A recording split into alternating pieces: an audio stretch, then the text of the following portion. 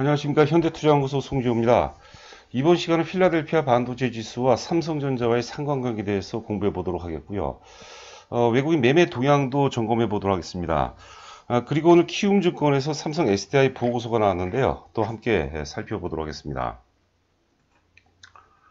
보시는 화면은 2월 3일 이후서부터 이제 매매 주체별 동향이 되겠습니다. 외국인들이 2월 10일 이후서부터 현재까지 누적으로 보니까 14조 한 8천억 정도 순매도를 한 것 같고요. 삼성전자가 6조 한 6천억 정도 매도했으니까 한 50% 가까이 한 40% 넘게 이렇게 순매도한 것 같아요. 참고로 삼성전자의 어떤 그 시가총액 비중이 한 20, 한 3%, 4% 정도 되는 것을 이제 감안을 하면 삼성전자 중심으로 매도를 했다고 해도 과언이 아닐 정도인 것 같아요. 자, 지금 밑줄치 부분이 3월 9일자인데요. 이때 이제 외국인 매도가 정점입니다. 1조 3천억 정도 사상 최대 순매도를 보이는데, 일반적으로 이제 그 정점, 매도의 정점 이후 한 8, 9일 정도서부터는 순매수가 전환이 되는데, 오늘까지 이제 한 열흘째 계속해서 매도를 하는 것 같아요. 오늘 한 6,400억 정도 순매도를 보이는데, 예상보다 아침 시장 대비해서 예상보다는 많지 않았던 것 같아요. 대략적으로 한 8천억대 정도까지 매도하지 않았나 싶은데, 그 이유 같은 간에 하여튼 그 흐름 자체는 매도세는 어느 정도 둔화된 그런 상황이 아닌가 생각됩니다. 지금 주가가 빠지는 그 이유에 대해서는 여러분도 저도 뭐 잘 알고 있죠. 그런데 우리 단순하게 그냥 삼성전자 외국인 매매 동향만으로 봤을 때 결국 삼성전자가 매도세가 급격하게 둔화되거나 혹은 이제 순매수로 전환되면 시장 전반도 상당 부분 개선될 가능성이 높지 않을까 싶습니다. 또 한 가지 더 본다면 이제 3월 9일 날 외국인들이 매도의 정점이었을 때 1조 3천억 순매도했을 때 개인의 순매수도 이제 거의 한 1조 3천억 가까이 1조 2,700억 정도 순매도를 보였으니까 개인들이 어떤 그 매수의 정점이기도 합니다. 그 이후에 1조 원 때도 한번 매도했지만 계속해서 어느 정도 이제 크게 정점 구간을 넘어서지 않는 그런 모습인 것 같아요. 여하튼 간에 개인들이 계속해서 외국인들이 파는 것보다는 개인들이 순매수하는 것은 수급 차원으로는 그렇게 이제 바람직하지 않다 이렇게 보시면 될 것 같고요. 하여튼 내일 이후서부터 계속해서 우리가 외국인 매매 동향은 계속해서 관심 있게 봐야 되지 않을까 싶습니다. 강조해 드린 바와 같이 외국인 순매도 규모가 대폭적으로 이제 둔화되거나 혹은 순매수로 전환되는 시점이 현 사태의 어떤 해결 국면의 어떤 그 출발점이 아닌가 이렇게도 한번 조심스럽게 예상을 해봅니다.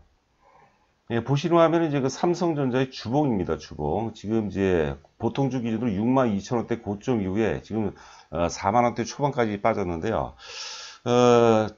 2018년도 12월 저점이 지금 그 필라델피아 저점과도 일치하는 그런 구간입니다. 그리고 잠시 후 우리가 그 필라델피아 반도체 지수 지표를 보도록 하겠지만 삼성전자 기준으로 환산한다면 대략적으로 한 4만원대 정도가 굉장히 강력한 어떤 그 지지선으로 예상이 되거든요. 뭐 빠질 만큼 빠졌고 뭐 좋은 시그널들만 좀 나와준다면 주가가 좀 회복할 가능성이 높지 않을까 생각되고요.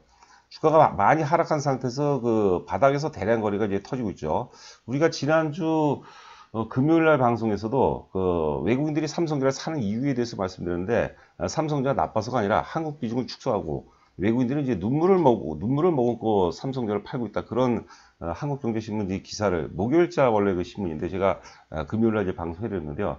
삼성전자가 나빠서 파는 게 아니라 얼마든지 이제 현 사태 국면이 회복될 조짐이 보이면 충분히 순매수로 전환될 가능성도 있지 않을까 생각됩니다. 자, 보시는 화면은 이제 필라델피아 반도체 지수입니다. 그 장기 월봉 차트고요. 그 좌측의 이 고점은 이제 2000년도죠. 짜스트 2000년인데 2000년대 뭐 여러분들 잘 아시다시피 이때 당시에 이제 우리가 벤처 열풍이었죠. 닷컴 열풍이라고 썼는데 이때 당시에 장중에 거의 한 1400포인트 부근까지 갔었고요.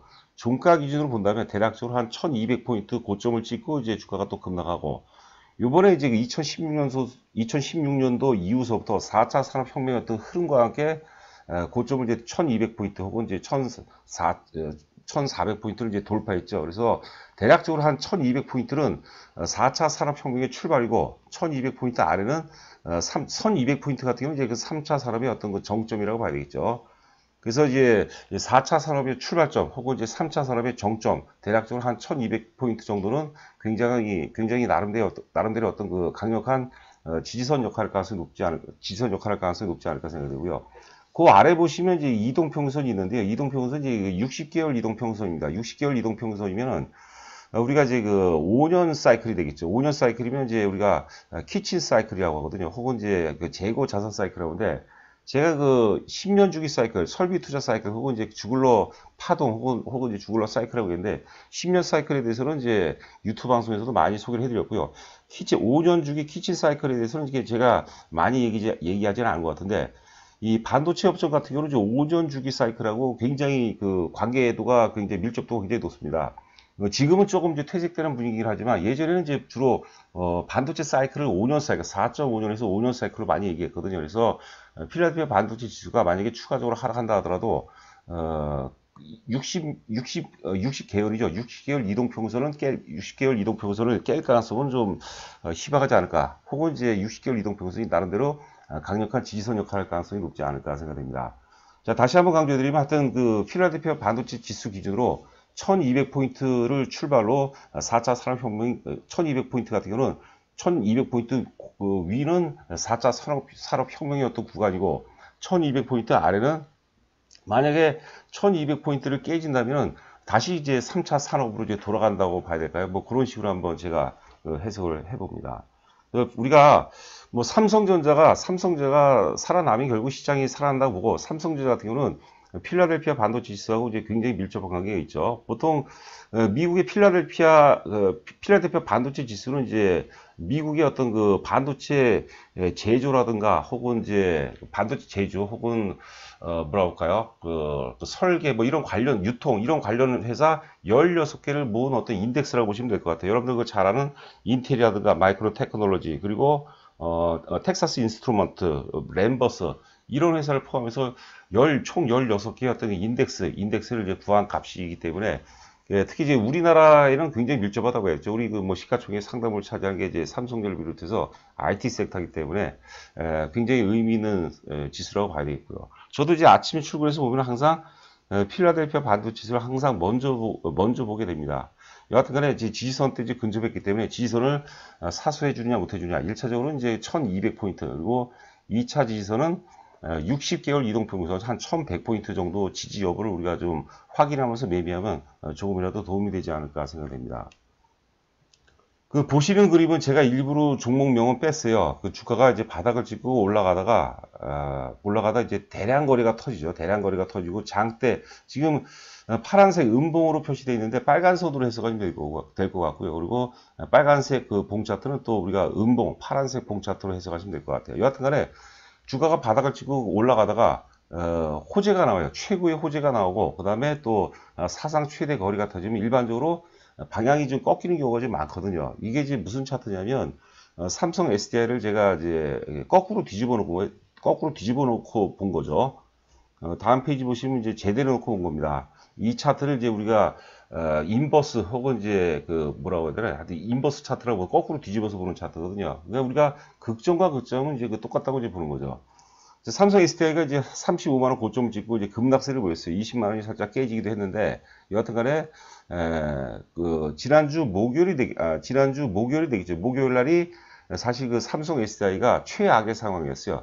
금요일 날 이제 우리가 한미 간에 600억 달러 이제 통화 수합으로 해서 극적으로 이제 반전했는데, 그 전에 목요일 같은 경우는 금융위기 설까지 있었죠. 그러면서 주가가 대폭락을 보이던데, 매도의 극점이죠. 우리가 좀 전에 다시 한번 볼까요?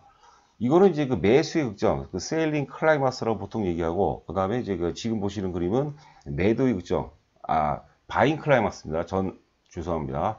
이거는 이제 바잉 클라이마스, 매수의 극점이라고 얘기하고, 이거는 이제 세일링 클라이마스, 매도의 극점이라는 얘기를 이제 많이 하죠. 그래서 극과 극은 동일한 메커니즘인 거죠. 그래서 하여튼 그 삼성 SDI 기준, 물론 이제 이 한 가지 사실로 우리가 전체를 판단하기 그렇지만, 삼성 SDI가 여하튼 간에 지난주 목요일 날 최악의 그런 상황이었는데, 이 지점을 최저가가 대략적으로 이제 그 18만원 정도 되는데요. 이 지점을 잘 지켜만 준다면 한번 또 도약의 어떤 그 출발점으로 우리가 또 해석을 해볼 수 있다고 보는 거고요. 바람이라면 지금 이제 유럽 쪽에서 특히 이제 그 이탈리아 또 나아가서 이제 그 스페인 쪽이 확진자가 거의 뭐 절정 구간이라 보는데 여하튼 간에 이제 그 확진자 증가율이 둔화되는 그런 시간이 나온다면 삼성 SDI가 그동안에는 이제 그 유럽 관련해서 최악의 종목이었는데 만약에 이제 그 증가율, 확진자 증가율이 둔화가 된다면 굉장히 좋은 흐름이 예상이 되지 않나 이렇게 생각됩니다.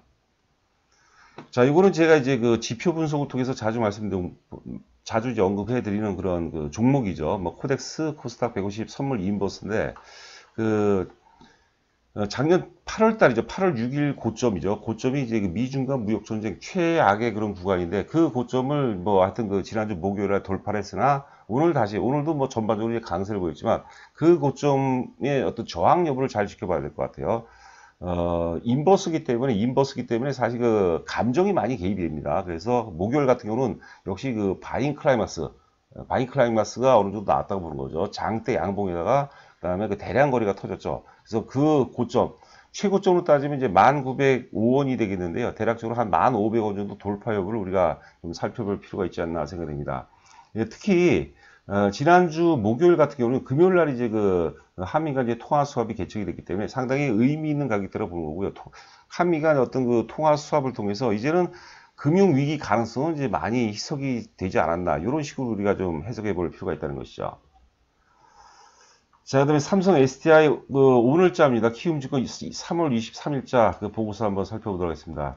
전기차도 피해갈 수 없는 경기 우려. 여하튼간에 그 현 사태로 인해서 자동차 수요 부진과 생산 차질이 더해지고 유가 급락했다. 유가 급락하니까 아무래도 뭐 전기차 쪽에는 상당 부분은 이제 뭐 악재로 해야 되나요? 뭐 도움이 되지 않는다고 봐야 되겠죠. 전기차의 매력이 희석이 되고 있다. 뭐 이런 내용입니다. 주 내용. 그리고 뭐 다만 유럽의 전기차 시장은 고성장 기조를 유지하고 있고 이게 어떤 그 전기차의 어떤